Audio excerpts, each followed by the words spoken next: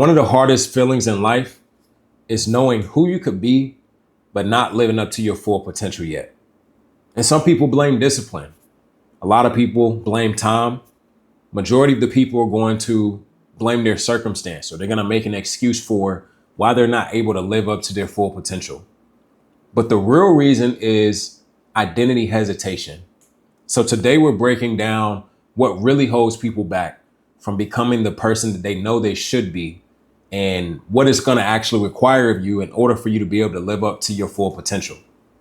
The biggest reason why a lot of us don't ever become the person that we're supposed to be is because of the fear of responsibility, because success essentially changes our expectations.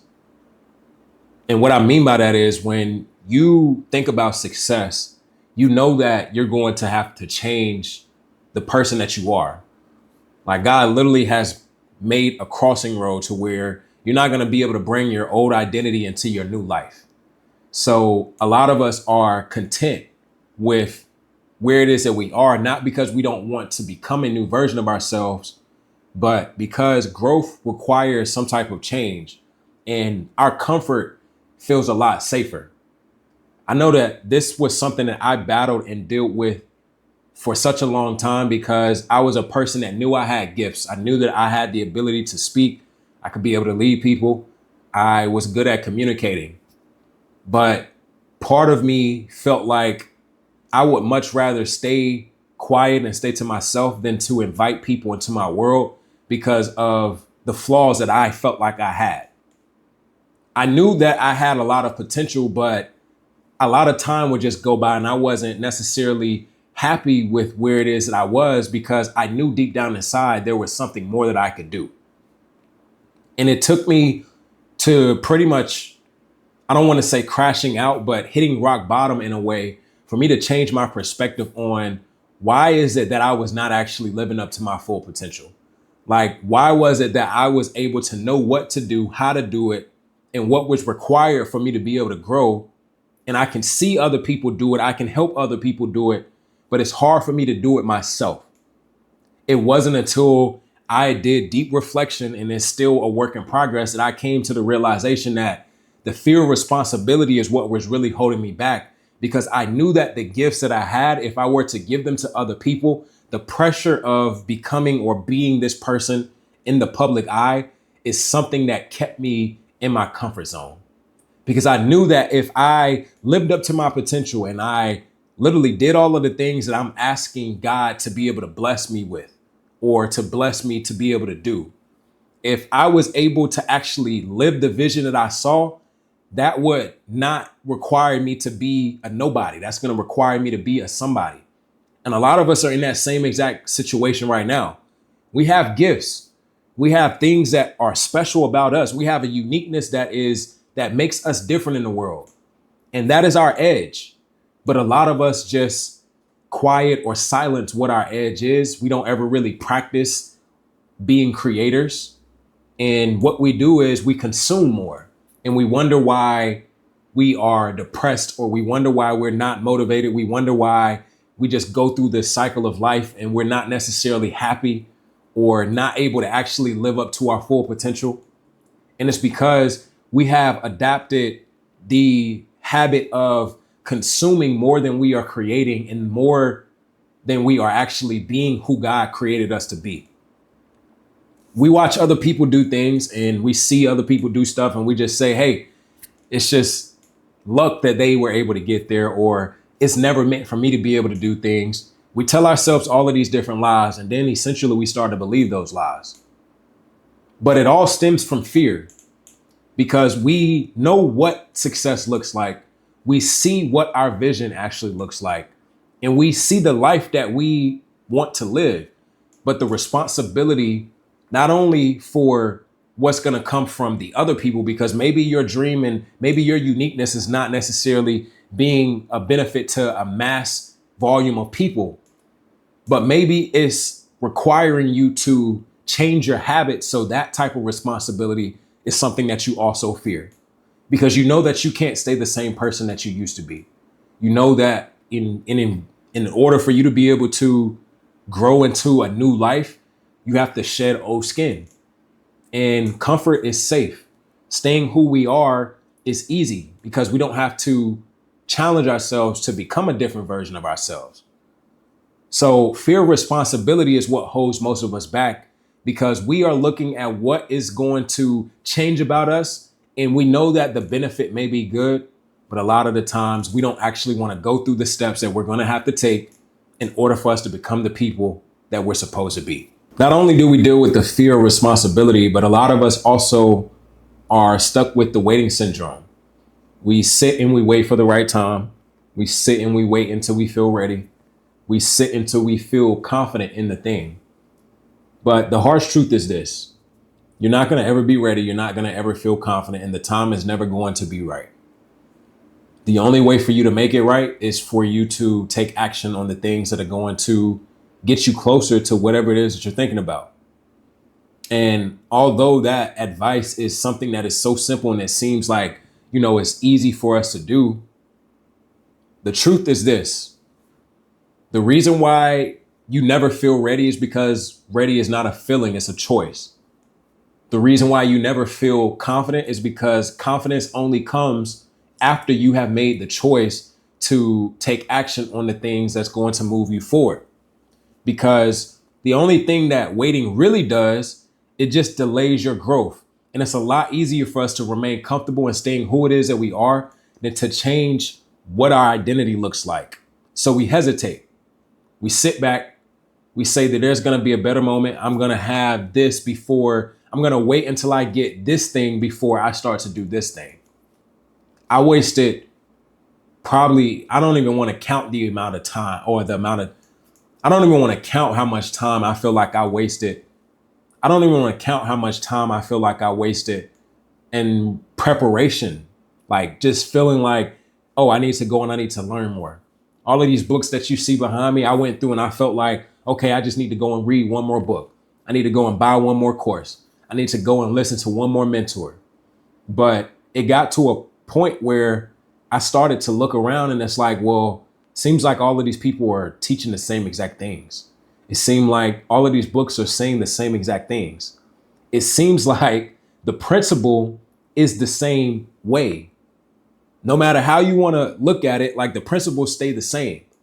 Your process and what it is that you're trying to pursue might be different, but if the principles are remaining the same, then that means you don't need to go out here and acquire more knowledge. You need to act on the knowledge that you actually have. Instead of sitting back and waiting for the perfect environment, you need to create the perfect environment. Instead of sitting back saying, I just need to know and I'm waiting until I meet the right people in order for me to feel inspired to do things that I am creative with, you have to put yourself in those areas where you can meet those specific type of people. You have to give yourself those experiences because the best teacher in life is always going to be your own experience. You can go through and learn about what other people perceive of this thing, and you can listen to other people say what this thing should actually look like. But until you actually go out here and do it for yourself, you're not going to learn what's going to be best for you. Because those people had a different story than you have. They came from a different place than you came from. We all started in different places. Some of us have setbacks. Some of us had head starts. But regardless of where we started at, regardless of what our circumstance is, we all have the resourcefulness in order for us to make some type of change in our life. And it is never too late for you to actually get started. And a lot of times, I think we get bored with what is going to require us to grow. Like we start to do the thing, but the moment that we reach some type of friction or we reach some type of resistance, we say that this can't be what success looks like. This can't be what it feels like. Let me just go and try to do something else because the excitement has ran out. The motivation is no longer there. And because I'm not seeing the results that I thought that I was going to see, it must not be working for me. It must just be me. So we start to give ourselves excuses. We believe those excuses. Then we go and we try to start and do something else until we go into the same exact pattern of realizing that we're just reaching the ceiling. And that ceiling is requiring us to not only change, but be okay with being uncomfortable. Because what if you had this perspective? The only reason why you haven't got to where it is that you wanted to get to, and the only reason why you haven't became the person that you desire to be, is because once you reach some type of restriction or some type of resistance, some type of bottleneck, something that held you back, something that was unfortunate, that did not necessarily go your way, you went back and you started doing the thing that made you comfortable, and you put the thing that was going to elevate you, you put that off to the side. So now time has went by and you only think about the thing in your last experience with the thing, which was you stopping, not understanding that every single part of your process is literally preparing you for it. And you won't understand what the losses actually look like until they turn into lessons. But a lot of us don't even ever get to the lesson because we just focus on the loss. We focus on the lack. We focus on what we don't have. So we're never able to get to the point in life where we can be able to have the things that we do have or do want. This was something that took me a very long time to understand. And it was like, wow, man, like, why don't you have 1 million followers yet? Why are you not speaking on stages in front of tens of thousands of people yet? There's people that are younger than you that's already done it. There's people that are just a little bit older than you that has also done it. There's a lot of people that have similar stories that you do have. So why was it able to work for them, but it wasn't able to work for you? And the truth that came to me was, all I did was when I got to some type of restriction, I said, man, this isn't what it looked like for that person. They're not doing this. Like, all I see them doing is having the results. I just see the success. I just see the good. So I got to be doing something wrong if I'm not getting the same results as they do, because the way that they explained it and the way they made it look so easy. So if it's so easy for them, it has to be easy for me. But I was not understanding that it was only easy for them because it was once hard, and they figured out what was hard and they got good at the hard things. It's not that they were more talented. It's not that they had more than what I had. It was they decided to show up and stay consistent with the thing longer than I actually felt like I should be doing. I'm thinking that I should be here in 3 months, but they've been doing this for 3 years. I'm thinking that I should be here in a year, but they've been dedicated and focused on this thing for 10 years. But in the last year, I'm only seeing the results from the work that they put in silently behind closed doors for the first 7 to 8 years. And a lot of us have been putting in that work for such a long time. Some of us, it might be 15, 20 years. We've been trying to actually pursue a thing. But majority of the people just give up and they quit. They start over. They stop doing it. The moment that they get some type of restriction, it's not working for them, and they're not the lucky person, and they don't have what it takes. But the reason why is simply because not only, again, the fear of responsibility, the fear of change, the waiting syndrome, is the simple fact that our expectations that we have created for ourselves, we only looked at the good, but we didn't necessarily focus on what was going to require us to become good. It's not that you're not capable, it's you haven't remained consistent with your capabilities long enough.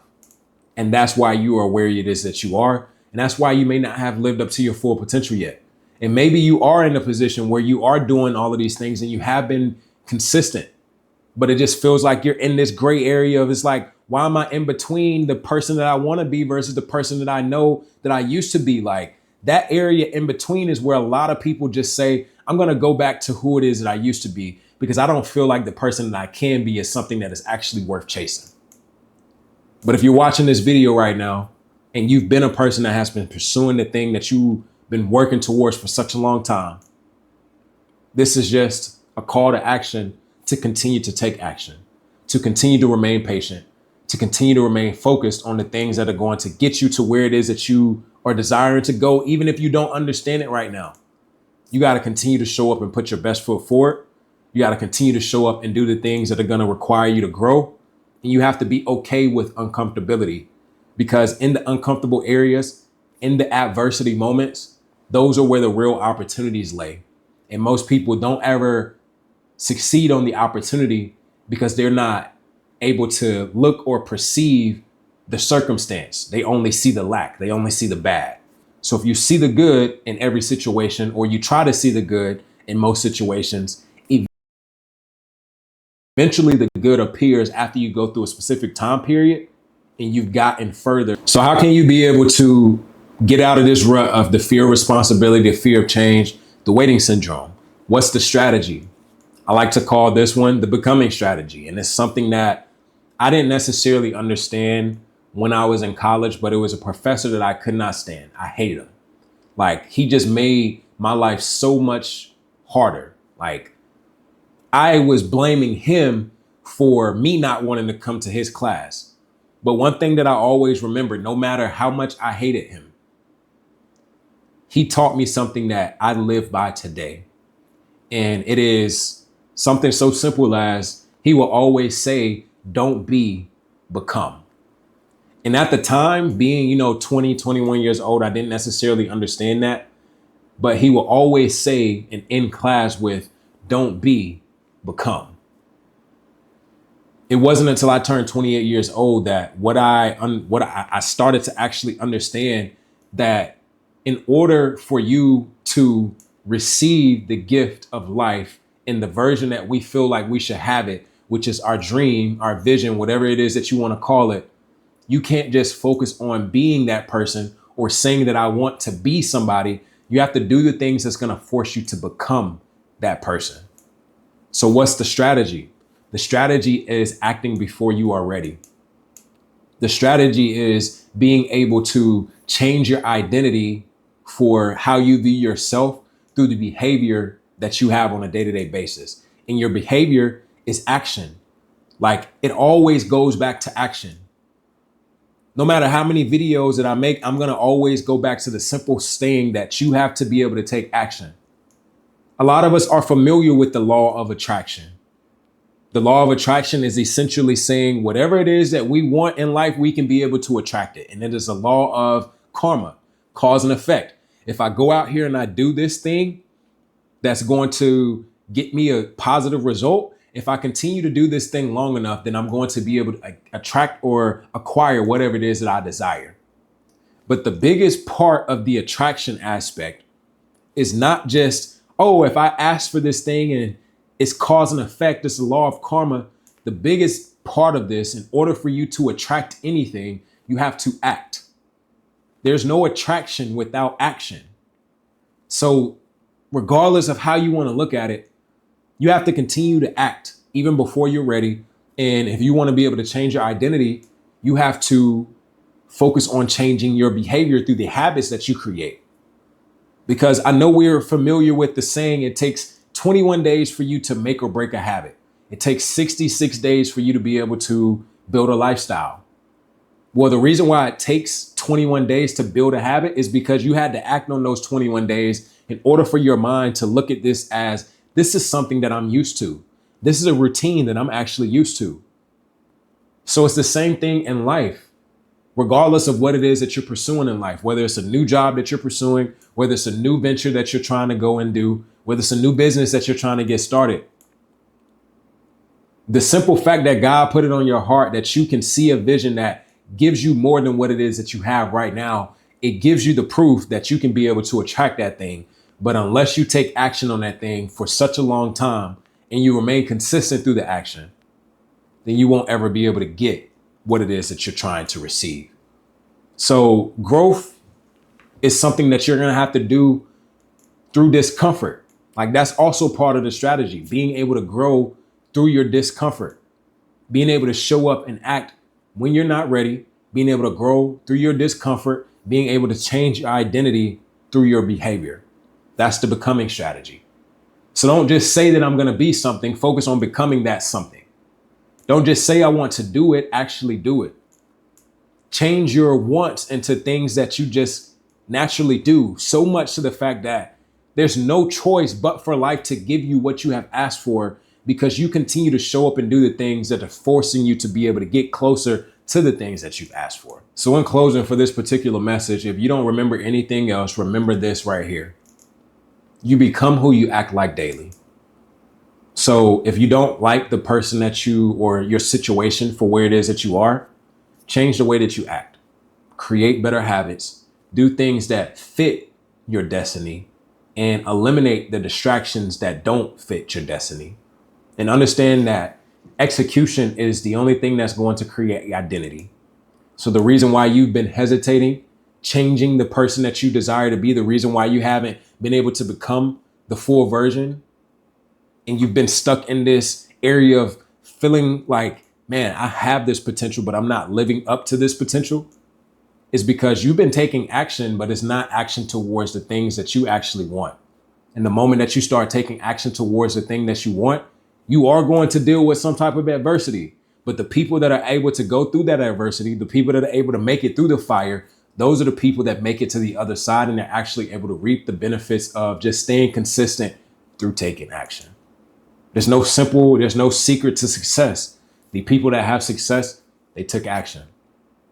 They did go out here and acquire knowledge, but they applied their knowledge. So yes, knowledge is power, but applied knowledge is the true power. Because no matter how much you go and gather, no matter how much data you try to go and pick up, no matter how smart you may be, the most wealthy people in the world, the most successful people in the world are not the most talented. They're the people that did the most work. They remain the most consistent. They put the most volume into the thing until they forced life to actually look like who it is they act like. So if you enjoyed this message, please let me know in the comments below what it is that you like best about this video. And until the next time, guys, peace and love.